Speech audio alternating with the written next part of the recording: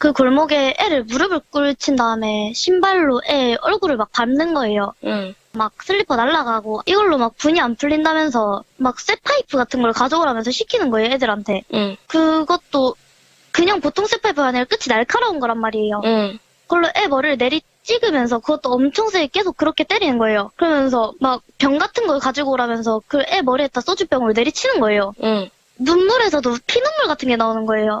그리고 막 비타오백병 아시죠? 응. 그러니까 그 단단한 걸로 애 머리를 치는데 첫 번째 폭행 사건에서 흐지부지 끝나고 말았다고 합니다. 하지만 이게 다가 아니에요. 이 사건 후 문제점은 다른 곳에서도 발견이 됩니다. 바로 경찰의 미온적인 대응이었었는데요.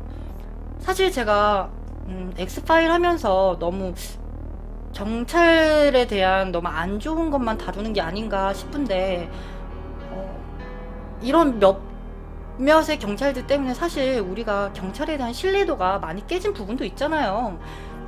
그래서 오늘도 역시나 그런 이 경찰의 태도가 문제였었는데요.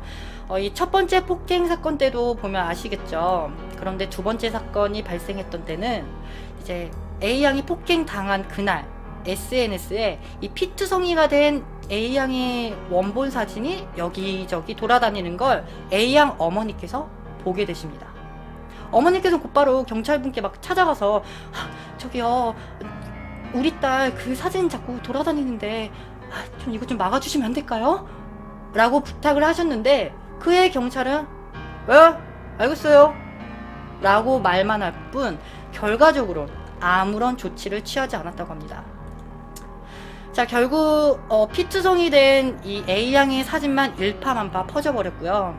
아무런 조치가 이루어지지 않자 이제 하는 수 없이 A양 어머님께서 공개를 하고 싶지 않았던 그 병원 이후에 그 딸의 상태를 SNS에 이제 사진을 올리시며 이런 글도 기재를 하셨다고 하는데요.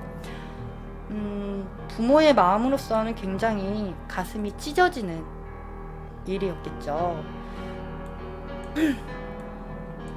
당시 어머니께서 쓰신 글이라고 합니다.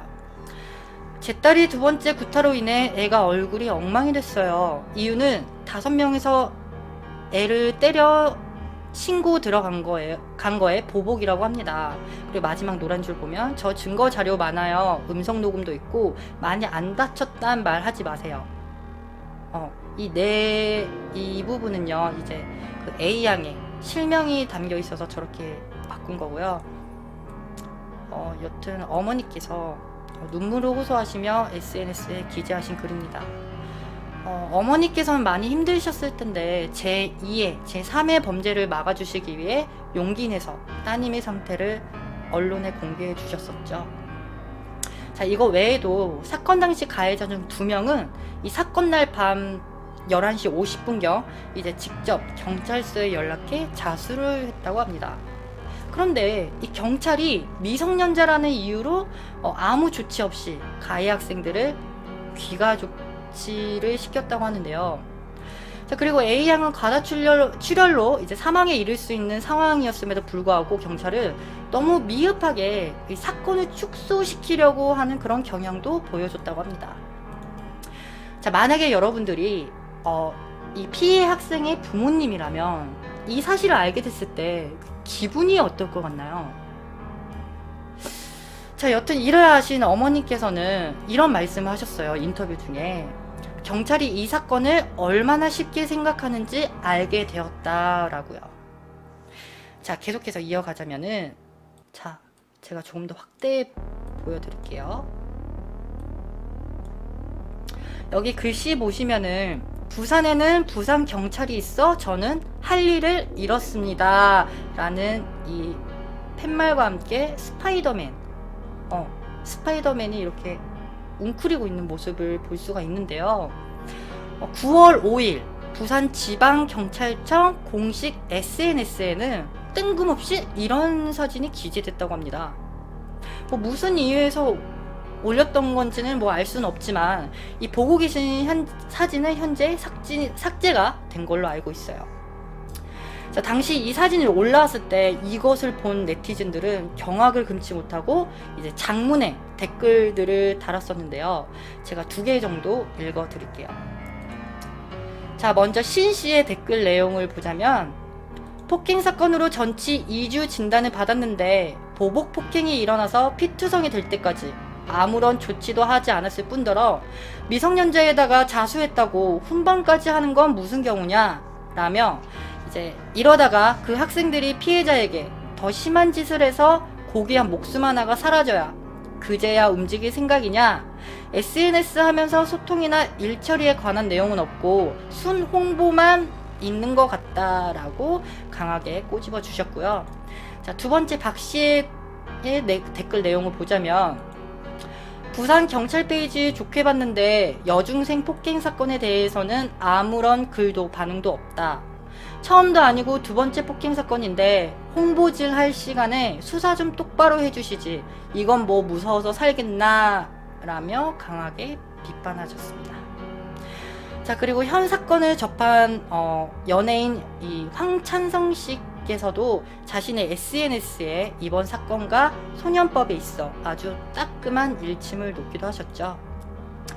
자, 그런데 여기서 경찰은 이 사건을 조사했을 당시 빠르게 사건을 정리하려고 했다고 했었잖아요. 그런데 이 사실이 밝혀지자 네티즌 사이에서는 가해자 집안이 얼마나 어떤 집안이길래 빠르게 무마하려고 한 걸까? 혹시 뒷돈 받았나? 라는 등의 많은 말들이 오가기도 했다고 합니다. 자, 그리고 여기서 또 한 가지가 밝혀져요. 자, 가해자 중 2명은 당시 보호 관찰을 받던 중이었는데 이 사건 이제 13일 뒤 이를 인지하고 경고장 발부와 함께 면담 횟수만 늘리는 걸로 마무리 지었다고 합니다. 자, 여러분들 한 가지 주의하셔야 될 게 있어요. 제가 이거를 꼭 말씀드리고 싶었었는데, 이제 현재 가해 학생들의 CCTV 영상 있죠? 그 폭행 장면이 담겨있는 이 영상. 이 영상을 무작위로 유포할 시에는 미성년자라 해도 명예훼손죄를 적용해 엄중한 처벌을 내린다고 합니다. 자, 이는 2차 피해를 막기 위해서라고 하는데요. 아마 요즘 청소년들이 너무 자극적인 걸 따라하려고 하는 그런 경향이 있다 보니까 이렇게 판단을 내린 것 같습니다. 이 밖에 또 기가 차서 말도 안 나오는 일이 있었어요. 여기 보시면요. 이런 글이 한 커뮤니티에 올라온 게시물인데요. 라면 먹다 부었습니다. 그리고 피해 A양의 사진과 함께 이런 글을 올린 사람도 있었는데요. 이게 처음에 시작된 건 SNS에서부터 시작된 조롱이었다고 합니다. 이 당시 A양을 조롱한 H씨는 자신의 계정이 해킹당했다고 진술했지만 결국 이는 거짓으로 밝혀졌고 아마 엄중한 처벌을 받을 것으로 예상을 하고 있는데요. 이런 장난을 친 이유는 아마 이 사건의 심각성을 모른 채 이 단순 흥미 재미로만 삼아서 생겼던 문제는 아닐까 싶죠. 자, 이어서 또 말씀을 드릴게요. 자, 이어서 말씀드리자면 현재 1차 폭행 때 이 4명의 학생을 제외한 3명의 가해자들이 추가 입건됐다고 합니다. 자, 여기서 황당한 사실 하나가 있어요. 처음 가해 학생들과 그의 부모들은요, A양 어머님께 단 한 통의 연락도 없었다고 해요.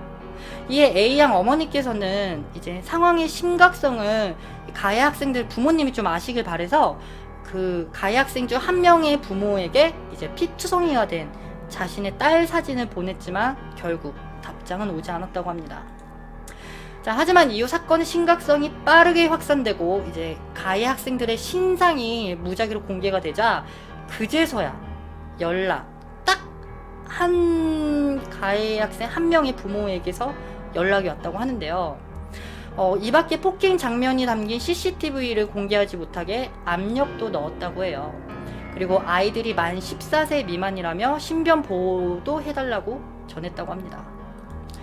자, 아마 사건의 심각성을 인지해서 그런 것 같은데요. 이 밖에 가해 학생들은요, 점점 여론이 압박을 이렇게 가하니까 자신들이 받아야 할 처벌이 강화될까 막 무서웠던 거야. 아씨, 어떡하지? 아, 이러다 진짜 소년법 적용 안 되면 어떡하지?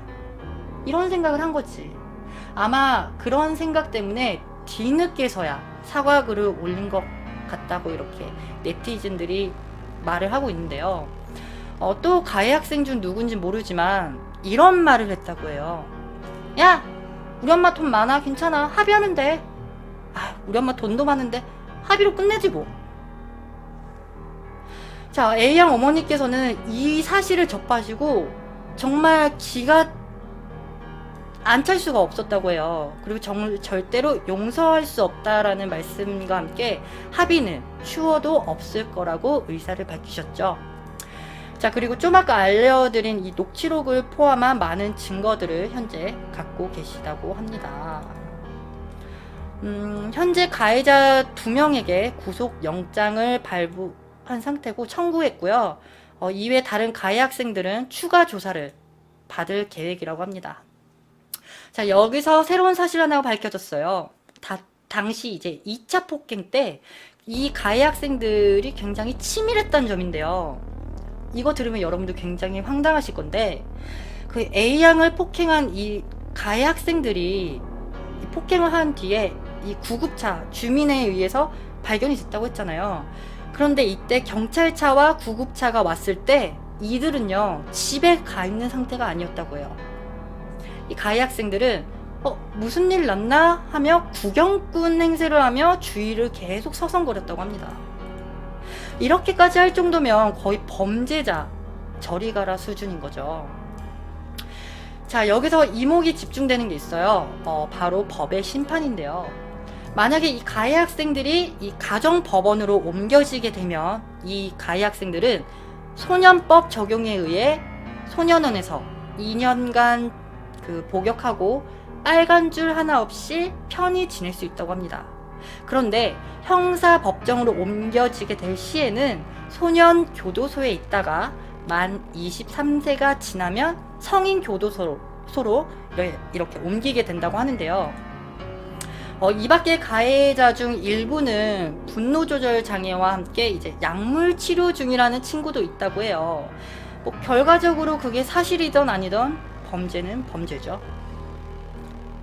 자, 현재 국민들은요, 소년법을 폐지하라는 청원 운동을 하고 있습니다.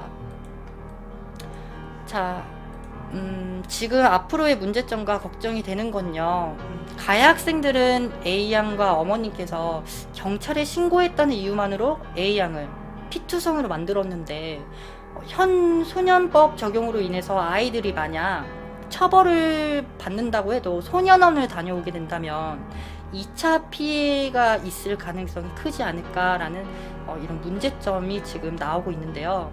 물론 조치는 취할 거예요. 하지만 과연 그 조치가 제대로 이루어질지도 사실 의문이긴 하죠. 자, 사건은 현재 진행 중에 있고요.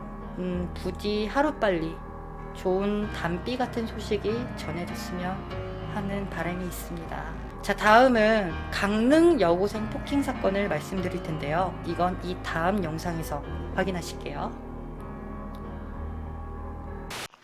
오늘 첫 번째 부산 여중생 폭행 사건, 분통이 터지셨죠? 자, 다음 사건은 더 분통이 터질 수도 있는데요. 냉수 한 잔 빨리 갖다 놓으시고, 그럼 다음 영상 강릉 여고생 폭행 사건을 보시겠습니다.